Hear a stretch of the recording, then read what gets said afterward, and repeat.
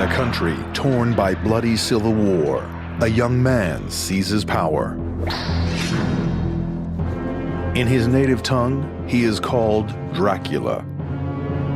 This is not the vampire Count Dracula, but a real historical figure, a Romanian prince. He was celebrated throughout Christendom for his achievements against the Turks. Dracula was a warlord who became known all across Europe for both his breathtaking courage and his terrifying cruelty. What drove him again and again was a need for survival, a need for affirmation, and a driving need to torture. Known as the Impaler after his favorite means of execution, Dracula is said to have burned, boiled, disemboweled, and tortured his way into the history books. But he also left an enduring legacy, not just in blood, in brick, mortar, and stone. He constructed palaces. He founded the city that was to become his country's capital. He also built one of Eastern Europe's most breathtaking mountaintop castles. Now, with state-of-the-art computer animation, the lost world of Dracula will be brought back to life. Transylvania, a land on the outermost fringes of Europe. It is dominated by sweeping mountains, shrouded in mystery and legend. The romantic version of the country, the ruined castles, the whole vampire legend. In a way, we've had to invent all this because we don't know enough about the real thing. Today, Transylvania is a region within the Eastern European country of Romania. In the 19th century, the novelist Bram Stoker made it the home of Count Dracula, the world's most famous vampire. But until the 1970s, few readers suspected that he had taken the name from a real-life warlord. Forget Hollywood. Forget vampire stories. This man really existed, and he really was a vicious, extraordinarily cruel, but extremely successful leader. The world of the real Dracula was bloodthirsty and treacherous. But even by the horrific standards of his own time, he earned a reputation for barbarity. There are stories that he disemboweled his own pregnant mistress, that he collected 24,000 noses from the corpses of vanquished enemies. Even amongst the sick, twisted, sadistic rulers, Vlad still stands out as a psychotic madman. Vlad Dracula remains an enigma, a figure whose deeds are still controversial today. Madman or single-minded warrior? I would say that he was very much a man of his times, who did what he had to do in order to survive. Now, our team of experts will search to uncover a world that has been almost entirely lost. The written record is very sparse. The archaeology, by comparison with great civilizations of the ancient world, is sparse as well. We don't know what actually is out there. Using clues on the ground and cutting-edge animation, the experts will reconstruct Dracula's mighty palaces, castles, and fortifications. They will be seen again as they were in the time of the infamous Impaler. The modern technologies we have enable us to understand what's left behind a lot better than we were able to in the past. So we can explore inside the walls and draw conclusions about the construction without having to take them to pieces first. Makes it a lot quicker and a lot easier to do. The trail begins at Vlad's birthplace. It is a picturesque fortified town called Sighișoara in the heart of Transylvania. The investigators start by uncovering clues from one of Sighișoara's oldest houses. This is the house. in which in 1431 Prince Vlad the Impaler Dracula was born. But much has changed since the 15th century. It was probably a single-story building at that stage. What we see behind us is a 17th century addition to the building.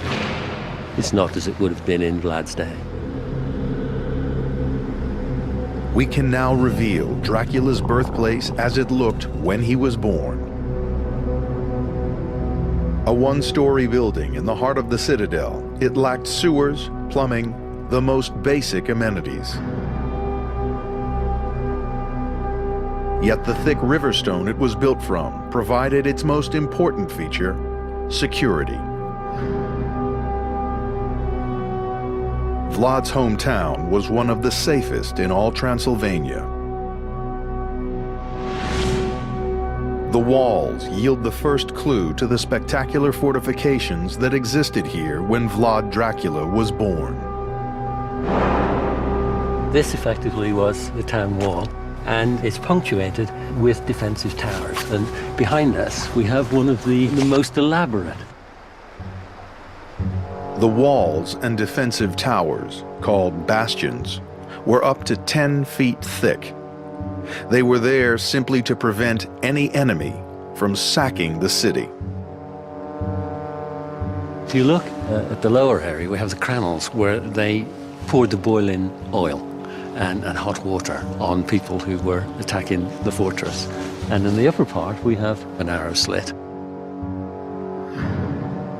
Sighisoara was heavily fortified because it was one of Transylvania's richest towns. But the people who lived within its walls were not Romanians. They were Saxons, men and women of German descent. Pioneering Saxons had migrated to Transylvania in the 12th century to become merchants and craftsmen. In return, they were granted special trading privileges. They were very much a race apart. The Saxons were very much associated with greed, typifying the middle classes in any era. They made money at the expense of the native Wallachians. Vlad Dracula's father, a Romanian prince, struck a special trading deal with the Saxons of Sighisoara. In return, he and his family were permitted to live within the city walls, in the apparent safety of the citadel. But in 1447, Dracula's father was assassinated by a rival clan who seized the throne of Wallachia, Romania's southern province. Vlad fled north. He vowed to return. One of the places he stayed was the spectacular Bran Castle. Today, tourists flock to Bran Castle in the belief that it was the home of Count Dracula, the villain depicted in Bram Stoker's novel. The fictional vampire dwelt here amongst the undead until he was killed with a stake through the heart. This place was painted as the home of evil. The real Dracula did come here in the 1450s. And beneath the Gothic splendor, the experts uncover what the castle really looked like in his time. Modernized by Romanian royalty at the beginning of the 20th century, the castle's interior is very different from what it was. But by using rarely seen floor plans of the castle, the experts pieced together how it must have looked 500 years ago. The tower that you were telling me about, this one, this is actually this one behind us. Exactly, the round tower. But the strategic use of this tower, this was the gunpowder tower, yeah? The gunpowder tower, yeah. Yeah, yeah. So if we orientate this way, we have the Tower behind tower us. here, yeah? And the original entrance to the castle was further... Using Bran's medieval floor plans and cutting-edge animation techniques, it's possible to open a window onto the castle in the 15th century. Not a fairy tale Gothic castle, but the most secure and imposing fortress on the Transylvanian border. It was a major feat of construction. The territory around here isn't conducive to significant road-based travel, so just getting the stuff there is a huge, huge undertaking. And then when you're there, to get up this high, without the sort of lifting technology we have today, they would have built up scaffolding systems using timber, they would have built off the structure as they go along. Are all very, very big challenges. For Vlad Dracula, Bran Castle was the ideal springboard from which he'd launch his bid for power. The bloody reign of Dracula was about to begin. To consolidate his rule, he would embark on one of the biggest building programs in the history of his country. In 1456, the throne of the Romanian princedom of Wallachia was seized by Vlad Dracula, the man who gave his name to the world's most famous vampire. Uncovering this lost world is a team of investigators. They want to expose the extensive building projects he began at the start of his reign. He was trying to impose order on an unruly land. Vlad Dracula has a name to live up to. He inherited it from his father, Vlad Dracula, the former ruler of Wallachia and a knight of the Order of the Dragon. The dragon became part of the family crest. Dracula. He was the son of Vlad Dracula. And also there's the connection with Dracul itself, which means the devil. Following tradition, Dracula, son of the devil, takes Târgoviște as his capital city. It is a place of legendary terror. Some of Dracula's worst atrocities take place here. But when he arrives, it is his life that is in imminent danger. This is not only the capital of his realm, but it's also the capital of political assassinations. It's also the capital of intrigue. He expects to be murdered. He fears poisoning. Everything he eats is tasted first by a trusted servant. Rival princes called boyars traditionally dominate politics in Wallachia. The knowledge that they will do anything to get rid of him forces Vlad's hand. It is kill or be killed. For generations, the Wallachian landowners had changed their loyalty back and forth and back and forth. And in order to retain power, Vlad has got to get rid of the boyar. Vlad's antipathy toward the boyar is also deeply personal. His father has been murdered by the boyars, and so here's a man, I think, bent on vengeance. He's got a score to settle, and he does. But before Dracula can be rid of his boyar enemies, he needs protection. And in the present-day ruins lie clues to a massive building project that took place here more than 500 years ago. It's all part of his cunning plan to build this image, if you like, this image of power, this image that he's in control, the impression that he is the great leader, the mighty voivod of Wallachia. The palace complex at Târgoviște was begun by Dracula's grandfather. In his father's time, a 60-foot wide defensive moat was added. But Dracula himself was to build a palace complex that surpassed all that had gone before. The Great Hall was rebuilt to encompass a vast area of more than 3,000 square feet, and an imposing watchtower gave Dracula a panoramic view of his territory. The whole palace complex was encased in walls that were as much as 5 feet thick. The vast cellars beneath the Great Hall reveal the sheer scale of Vlad's ambition. What we have here is a huge volume of space, and that volume was created through the construction of barrel-vaulted cellars. The arches are typical of what's called the Byzantine style of building. They were constructed using a timber framework called a former. The bricks were built around it. It was a feat that had to be supervised by a master mason. His very life depended on getting it right. Traditionally, when you remove the formwork from a fresh arch, the master mason has to stand underneath and be the first one there when the formwork's removed. So if it's ever going to fall on anyone, it'll fall on him. Although few clues remain, some still believe the cellars housed not just palace supplies, but far darker secrets. Like Vlad's own private torture chambers. Restored in the 19th century, this tower was perhaps the most striking feature that Vlad Dracula added to Târgoviște. Built of a riverstone base with upper stories of brick, it soared more than 60 feet into the air and provided a commanding view. Once finished, Vlad's palace was a highly defensible series of barriers. As a defensive position, this structure appears to be well set. You can defend progressively backwards, so you have a succession of hurdles to overcome. Once you've got over that one, you're in the moat and people are still lobbing stuff at you. Once you've got over that one, everyone runs back inside there and they're firing at you from the tower and from the roofs and from everywhere else. You can imagine the life toll will be fairly severe for the people attacking it.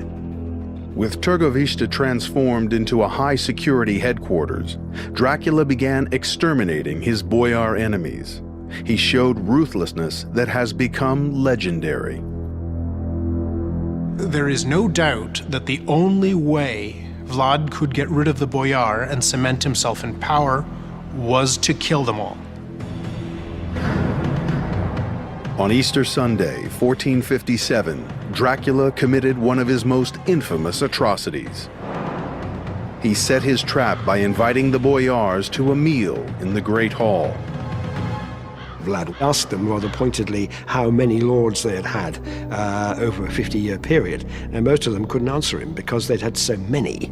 And the reason they had so many is that they had been removed by force by those very boyars, which was exactly the answer that Vlad wanted. They were condemning themselves out of their own mouths, and so, according to legend anyway, he had them impaled, 500 of them.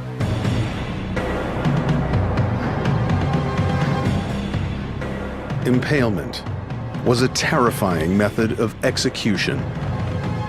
Now, the common way would be to put your enemy on the end, the sharpened end of this stake, pierce them through the navel or through the heart, and hoist them up and leave them to die, a relatively quick death.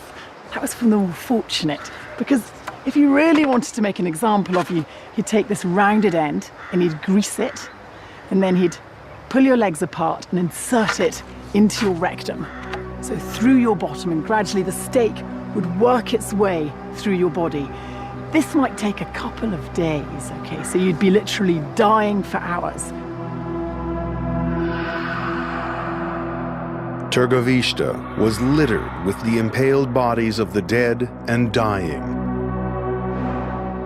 But Dracula didn't kill everyone immediately. For some, he intended a longer, more productive death. And here, on this high, inaccessible mountaintop on the border of Transylvania, they were forced to build a fortress that is the real Castle Dracula.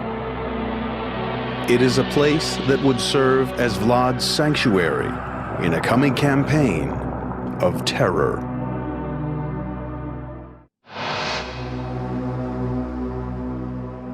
"1,500 feet above the river Arges, on a perilously steep mountain, lie the ruins of an ancient fortress called Castle Panari. This is the real Castle Dracula. The castle's site was key. On the edge of Vlad Dracula's own realm of Wallachia, the castle also bordered the mountainous territory of Transylvania. Even today, it remains a remote and forbidding place. And the investigators need to climb 1,480 steps just to get to it.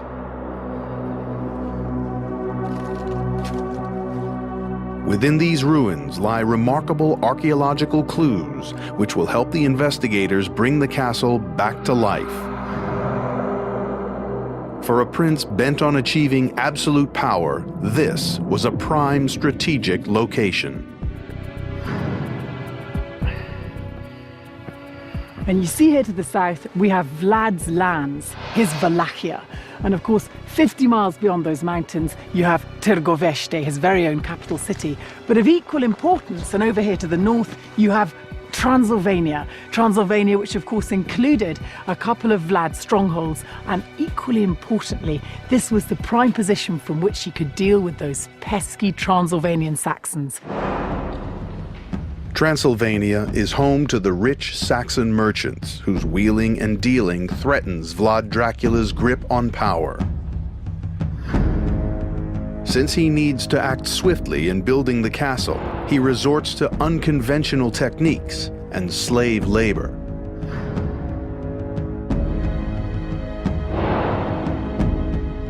Construction begins around a watchtower dating back to the time of his grandfather.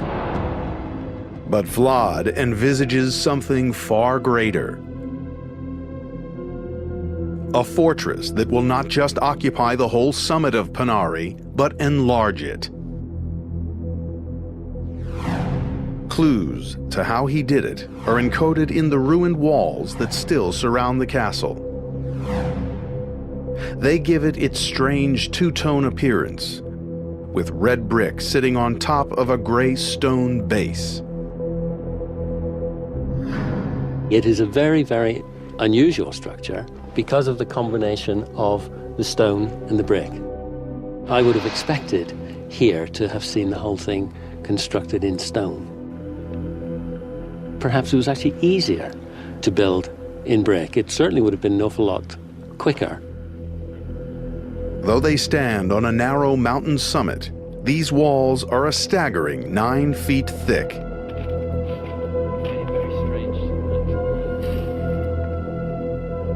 This was achieved by using the Byzantine construction method.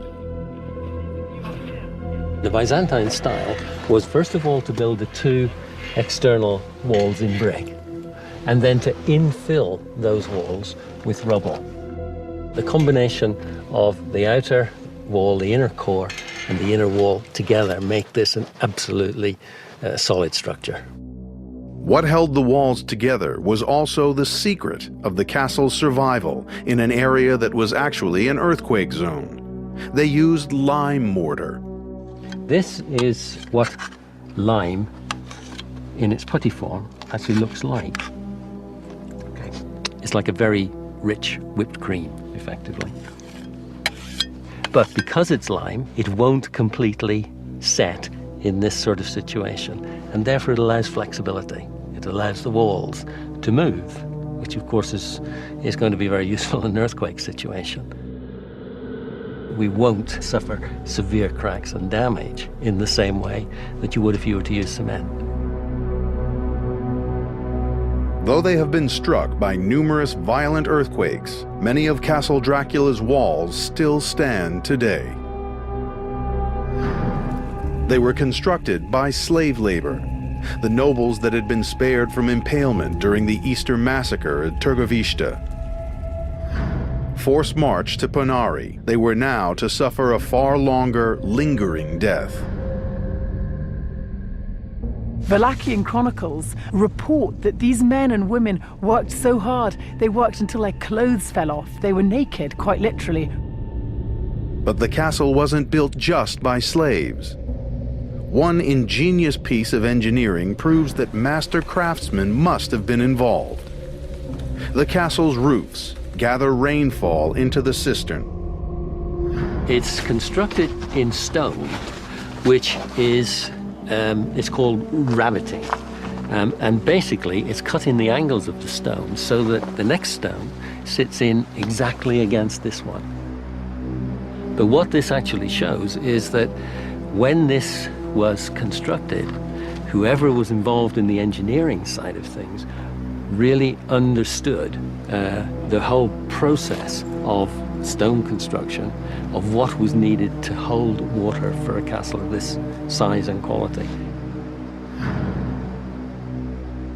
Everything needed to build Castle Dracula was available in the river valley below. There was sand for mortar, gravel and small rocks for the Byzantine wall filler. There were also sturdy river stones that formed the castle's base. Even the bricks were fired and made locally. This was the spectacular result. When it was finished, the castle filled the entire summit, approximately 32 feet wide by 180 feet long. An eagle's nest, Dracula's castle offered excellent security and the control of a key strategic pass between the mountains. But just over the border in Transylvania, the troublesome Saxon merchants were hatching a conspiracy against him.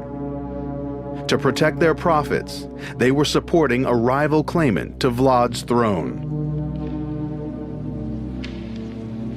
You could argue that this castle provided Vlad with the essential springboard via which he could go and deal with the Transylvanian Saxons. He made them realize that if they were going to have their commercial ways, they were first and foremost going to do what he said.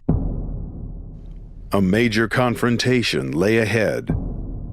Vlad Dracula would need all his cunning to overcome the defenses of one of the best fortified towns in all Europe. He would exact a terrible revenge.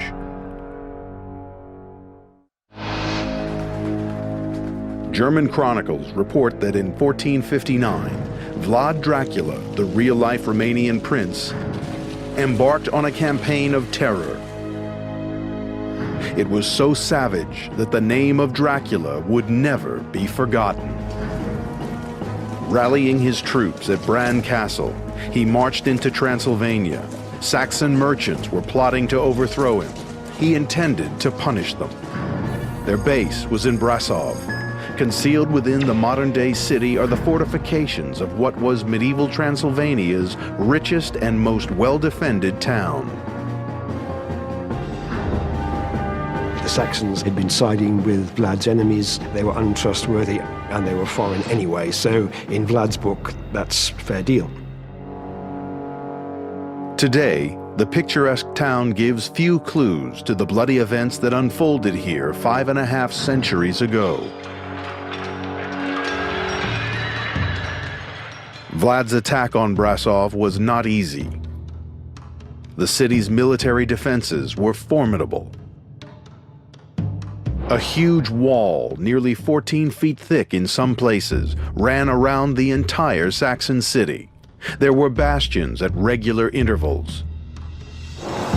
This bastion was run by the Weavers' Guild. This is one of the most important fortifications that has survived, fairly intact. And in terms of its architecture and form, it's extremely important in understanding the defensive systems of the early 15th century. A multi-leveled wooden gallery was built onto the inside of the wall. What we see here is very, very high quality work in oak. And we have the roofs at the moment are covered in snow, but underneath that snow is timber roofing. Cut into the outside walls are arrow slits and loopholes. They would later be used for cannon and muskets. The Saxons believe that they are safe behind their mighty fortifications, but they underestimate Dracula's cunning. Dracula grew up in a Saxon town. He knows their way of fighting. He knows a frontal assault is doomed to failure. So he takes Brasov by surprise, attacking by night and ransacking its suburbs before people can retreat to safety behind the walls. Everyone he catches is impaled on the surrounding hills. According to later Saxon accounts, thousands die. The execution took place on the hanging hill, which is behind this mountain. The attack on Brasov inspires the most infamous of all the images of Vlad, the Forest of the Impaled. It depicts the prince eating his dinner amid corpses. Some suggest this picture is the first to make a link between Vlad Dracula and vampirism. Impalement is a slow process. It can't be done quickly, especially with large numbers. Then he would have been having a meal while he was watching it. But he's not actually drinking their blood, and he's not eating their flesh. There is nothing cannibalistic, I don't think, about Vlad. Created by Saxon storytellers, the purpose of these pictures is clear: to forever associate the name of Dracula with evil. The woodcuts themselves, of course, are propaganda. They are the early version of video nasties, and people wanted to look at them and gawp, and they paid good money to do it. With Brasov subdued, Vlad turns his attention to the Ottoman Empire. The Muslim superpower of his day, its vast borders reach Vlad's own territory. The Ottoman Turkish Empire were continuing to look westward, look towards Europe as the next place they were going to conquer. And aside from a few hill tribes like the Wallachians, there was nothing to stop them. But Vlad Dracula is determined to resist. He begins to concentrate his building efforts in the south of his realm. Here, he erects a stunning new palace of brick and stone. For 5 centuries, it has been lost to time, until now. Hidden beneath Bucharest's streets is the secret world of this once great residence. These ancient walls conceal evidence of past glories few even know existed. We're always thinking of, Vlad as defending and fighting, but don't forget, he was a man with a great deal of commercial nous, and this was an extremely important economic route. Vlad knew the Turks could threaten these trade routes, and at any moment. He built his palace in a hurry, with the best specialists available. He called in Transylvanian stonemasons. He also called in approximately 1,000 workers to make sure that this was erected, and this was erected quite quickly. Excavations in these tunnels reveal a building of a compact design born out of urgent necessity. Altogether, it was a functional fortress as opposed to a sort of exotic palace. Later rulers would rebuild and extend it, but hidden in the building's foundations are clues to its history. Take this piece of wall here. You have in the middle brickwork that dates back to Vlad's time. Now, on either side of that, you see brickwork that's been added on at later dates. And I think that's what's the sort of most fascinating part, if you like, because you have archaeological evidence from the 14th century, also the 15th century, the 16th century, the 17th century, the 18th century, and the 19th century. Now, with animation based on this archaeological detective work, Dracula's original palace can be seen once more. It is a commanding fortress, and it would have served as an essential bulwark to Vlad's southern frontier. Dracula now has his domain of Wallachia in an iron grip, but his greatest enemy, the conquering Ottoman Empire, is waiting at the border. The bloodthirsty tyrant Dracula now needs to transform himself into the heroic defender of Christian Europe. And the fortifications he's built will now be tested to their limits.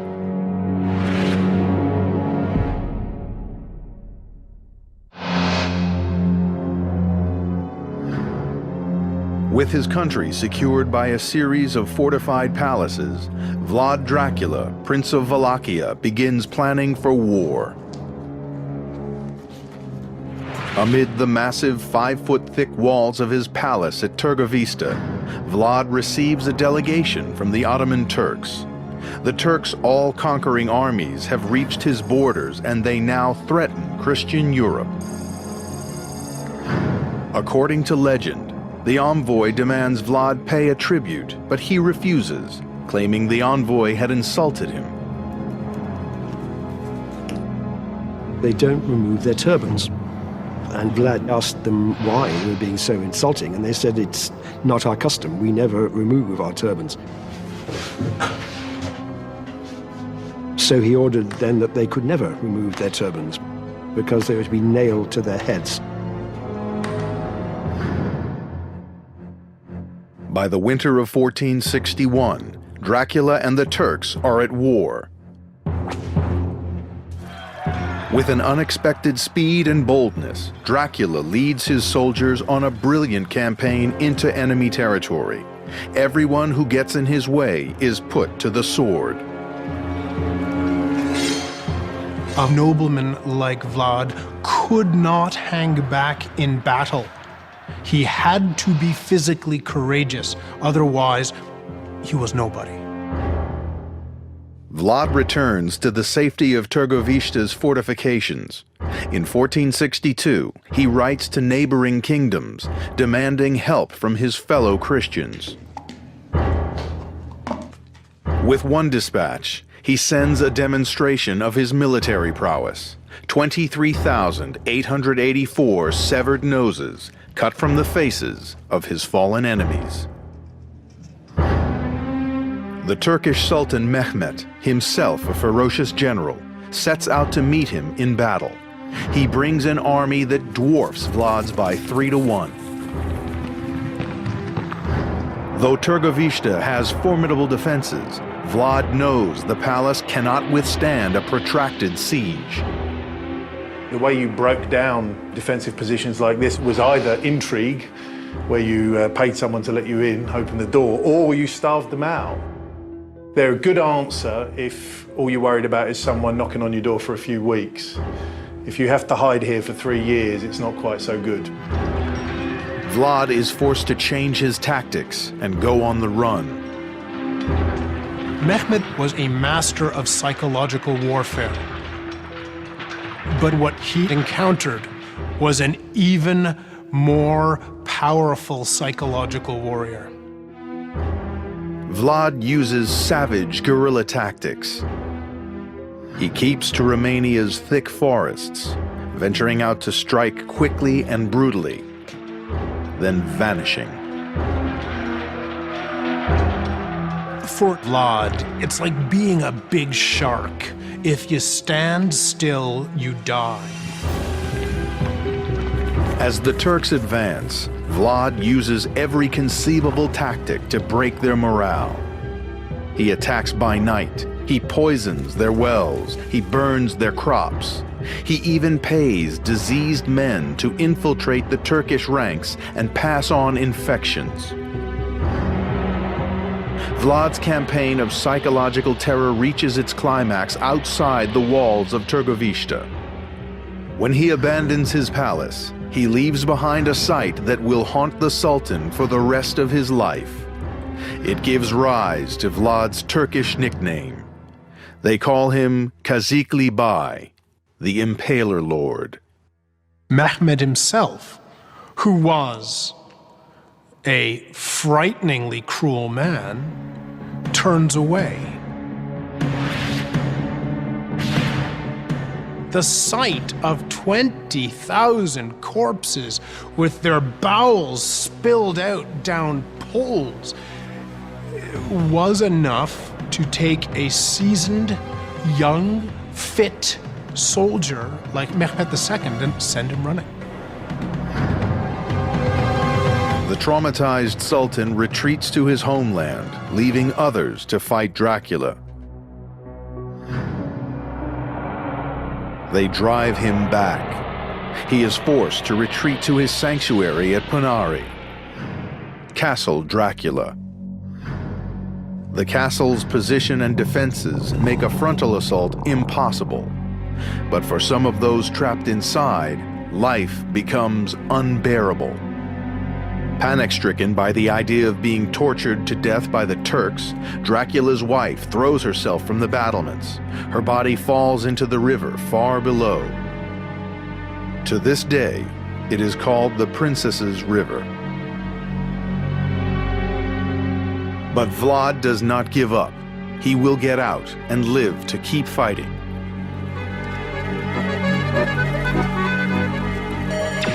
In the village of Arefu, only a few miles from the castle, the experts uncover a piece of local folklore concerning Dracula's daring escape.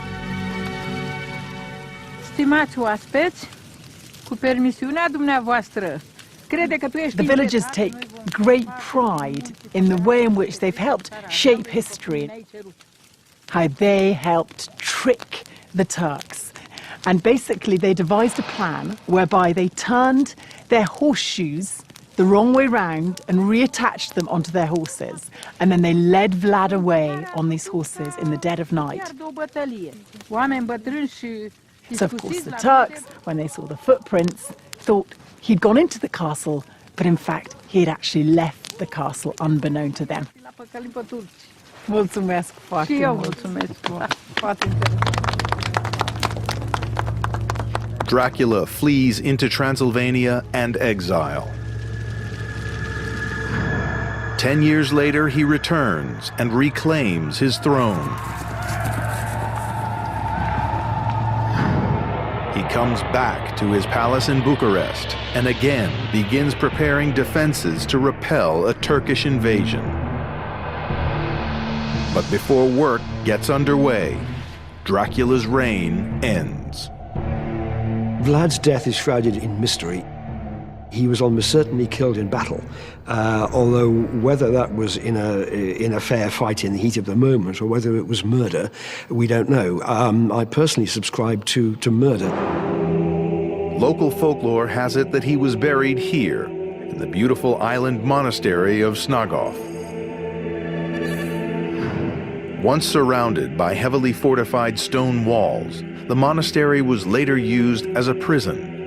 High-ranking traders were held here, and the island is said to be littered with countless human bones. Today, the monastery is a place of pilgrimage for Dracula's fans. It is said his body lies in a grave at the altar, but that his head was cut off and sent to the Sultan to prove he was finally dead.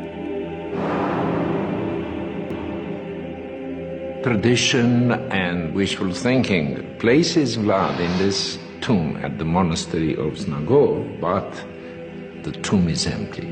There is nothing inside. Past excavations have found no proof that Vlad's body was buried in Snagov. His last resting place remains a mystery. In Romania today, Vlad Dracula remains a national hero despite his brutality. Vlad is very much the guy on the white horse. I think Romanians today see him as that. He's a freedom fighter. He is a nationalist. He's a man of the people. Dracula was the last great builder of an independent Wallachia. Soon after his death, the Turks brought the country firmly under their control. It was forbidden to build fortifications. But Dracula's castles remain as a reminder of a glorious and free past. The royal palace of Târgoviște that he completely redesigned. The founding of Bucharest and its castle. And the inaccessible sanctuary of Pânari, the real Castle Dracula. Each a symbol of the indelible mark Vlad Dracula left on his country. It is not just in the ruins of his once great palaces, but also in the memories of his people.